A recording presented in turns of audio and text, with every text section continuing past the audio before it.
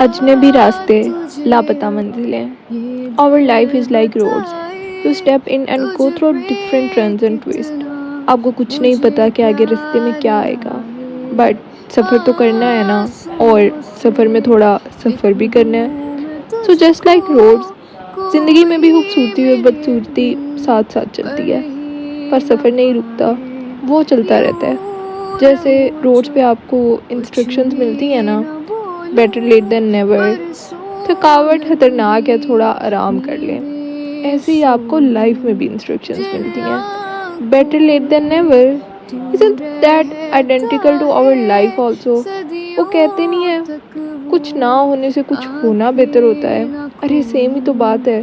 बेहतर है कि आप लेट स्टार्ट करें, बावजूद इसके कि आप कभी स्टार्ट ना करें. You know that it's never too late. थकावट खतरनाक है, थोड़ा आराम कर लें. Sometimes you need a little rest in your life.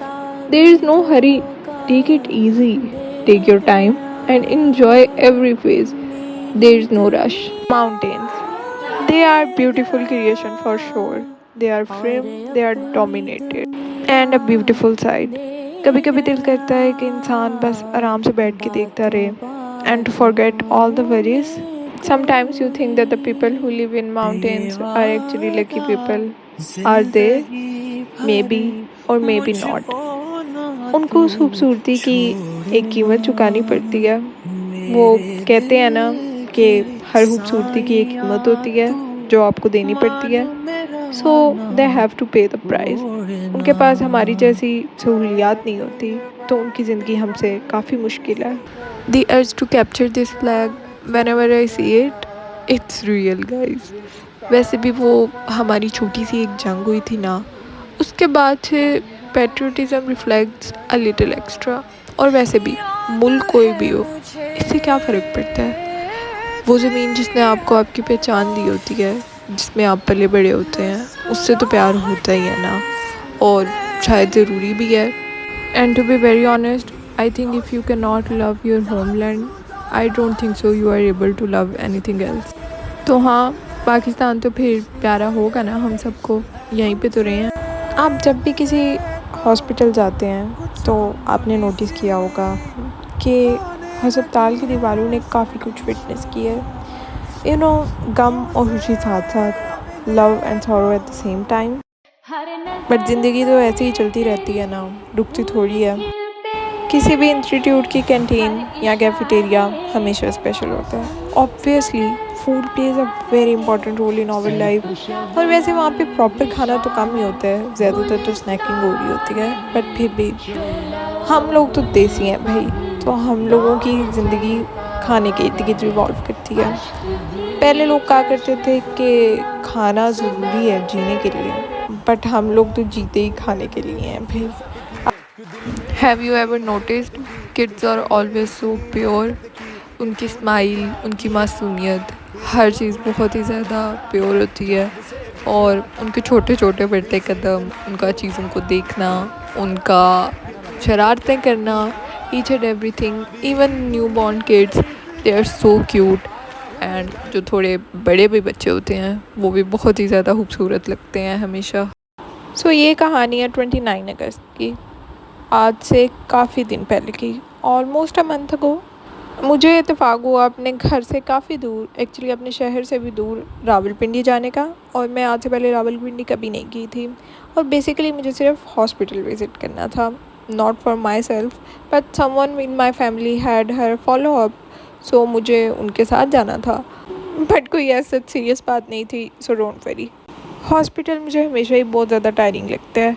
Even अगर कुछ सीरियस ना भी हो, फिर भी आपने वहाँ पे वेट करना हो, नंबर लेना हो, हर चीज़ करनी हो, वो सारे का सारा प्रोसेस बहुत टायरिंग होता है और आपको थका देता है.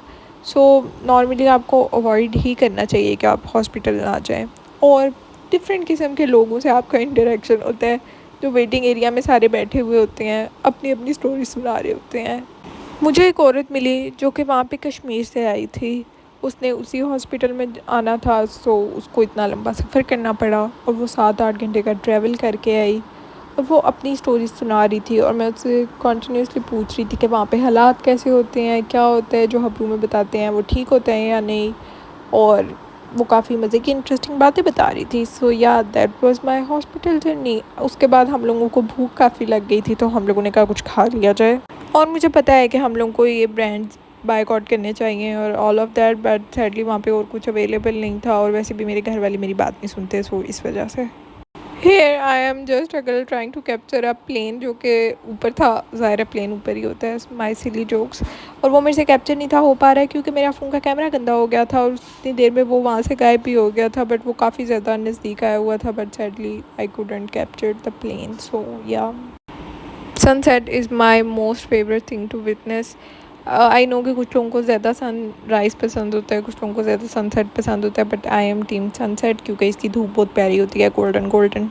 हम लोग सुबह से निकले हुए हैं और हमारा इतना लंबा काम नहीं था जितना लंबा हो गया था। सैडली हम लोगों को 2-3-4 घंटे ऑलमोस्ट वेट करना पड़ा हॉस्पिटल में क्योंकि हम लोग थोड़ा सा जल्दी आ गए थे, और अब हम घर जाने के लिए थोड़ा सा लेट हो गए हैं।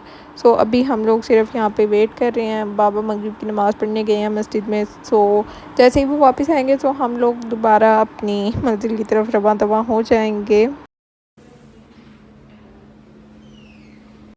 दिन ऑलमोस्ट ख़त्म होने वाला है, थोड़ी देर के अंदर अंधेरा हो जाएगा हमारे घर पहुंचने से पहले पहले तक, क्योंकि अभी मज़ीद 2-3 घंटे की ड्राइविंग करनी है।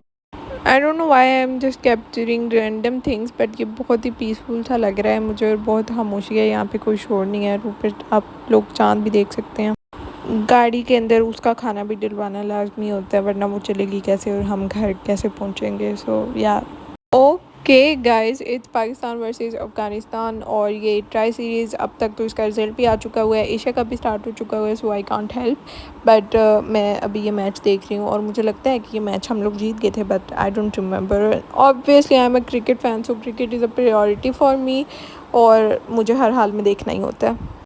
अच्छा, तो अभी हम लोग यहाँ पे रेस्ट एरिया में थोड़ी देर रुके हैं बिकॉज़ मुझे कॉफ़ी लेनी थी अपने लिए, और हाँ, इस वजह से थोड़ा सा टाइम लगेगा। एंड या अभी करंटली टीम की हालत थोड़ी इतनी ज़बरदस्त नहीं लग रही, बट लेट्स सी कि क्या होता है। And we are here at Dunkin Donuts. मुझे नहीं पता कि ये ब्रांड बायकॉट लिस्ट में है या नहीं है, अगर है तो आप लोगों को बिल्कुल नहीं लेना चाहिए। और मेरे पास मेरी कॉफ़ी आ चुकी है। That's all for this vlog. I will see you guys in another vlog. Take